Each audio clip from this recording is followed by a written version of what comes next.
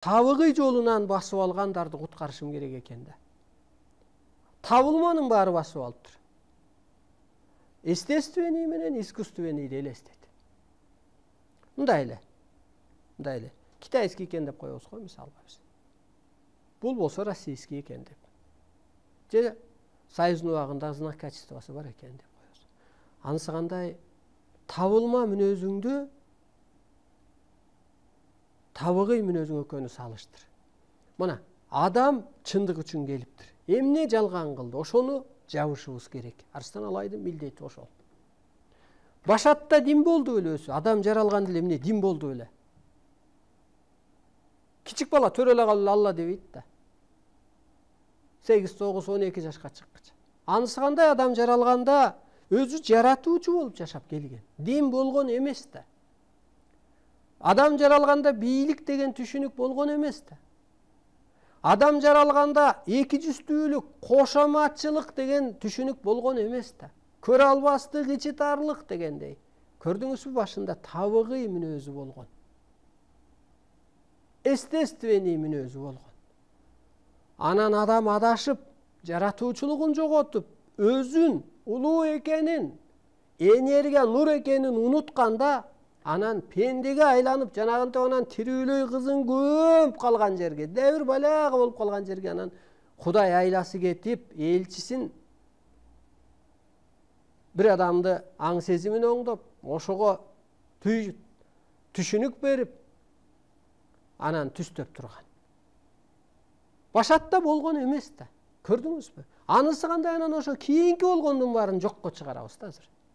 Жаңы доор кайра башаттагыдай болуп калат адам. Мына манас ошентет. Кийин келдиби, басып алдыбы дин? Адамзатты. Азыр мына жок, ал касиетибиз менен, энергиябыз менен жок кылып атабыз. Динден бирөө чарчап чыгып атат, бирөө тажап чыгып атат, бирөө эчтеке таппай чыгып атат, бирөө таппаса өлүп калып атат ошо менен барып. Каражат кийин пайда болдубу? Закондор кийин пайда болдубу? Көрө албас, ичитар, улутка бөлүү, динге бөлүү, жыныска бөлүү. Мына кыргыздын мынасы адамзаттагы ошо жалган дүйнөнүн жолун жабат. Арыстан Алай чыныгы дүйнөнүн жолун ачуучу, жалган дүйнөнүн жолун жабуучу жалгыз сот деп берилет. Көккө айланган же анатомиясы, астрологиянын ролун аткарган адам ушинтип жабат. Мына дүйнөдө карап көрүңүз азыр. Каражаттуу адамдар камалып атабы? Кырсыктап атабы? Өлүп калып атабы? Касиеттүү адамдар көтөрүлүп атат. Улам өсүп атат, жазып атат. Мына кыргыз элдин арасында бу эфирден нечен деген адам өсүп алды. Да бирөөлөргө жакшы билгенин жеткирет да, бул ааламдык иш да өзү. Сүйлөбөйүн десе эле сүйлөй берет. Анткени аалам энергия өтүп атат кандай болсо да. Бүгүнкү күнгө чейин пенделер сыйынган. Мейли бул диндир, мейли мындай диндир, же мындайдыр.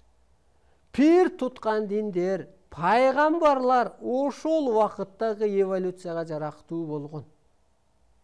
Кудай пайгамбарларга өзүнүн купуя сырын, Кудай өзүнүн купуя, Алла өзүнүн купуя сырын, акыреттин жүзүн, дагы мына акыреттик жашоо болуп атат. Бул акыркы заман болуп атат. Акыркы заман алтын доор. Адамдын жашоого жаралуу максатын аң сезимдин эң төмөнкү түбү менен түшүнүк берген. Жанагы 1-класста балага деле айтасың да, мугалимдин тилин ук, кийимиңди кирдетпей кел, кечикпе, жолдо ойнобо. Тетрадыңды булгаба деген сыяктуу эле ушундай эле болгон. 15 кылым мурун адамзаттын аң сезими кандай болду эле? Бүгүнкү күнгө чейин адамзаттын аң сезим ааламга жарактуу өнүккөн эмес. Мына бул акыркы доор. Ошондуктан адамдын аң сезими өсүп атат. Мына ушу диндегилер эле бир кезде айткан. Көргө баргандан кийин аякта жашоо бар экен деген. Кече жакында эле. Аяка байлар, бийлер өлгөндө күнүндө өлтүрүп, кызмат кылат экен деп, кулдап өлтүрүп, идиш-бидишине чейин көмгөн. Бул болгон тарыхта. Көрдүңүзбү? Аң сезими бас улам булар дагы ошентип өсүп баратат. Ошондуктан пир тутпалы эволюция, ыйламактан кыйкыр мени келип бетмен алсаң дагы бул чындык.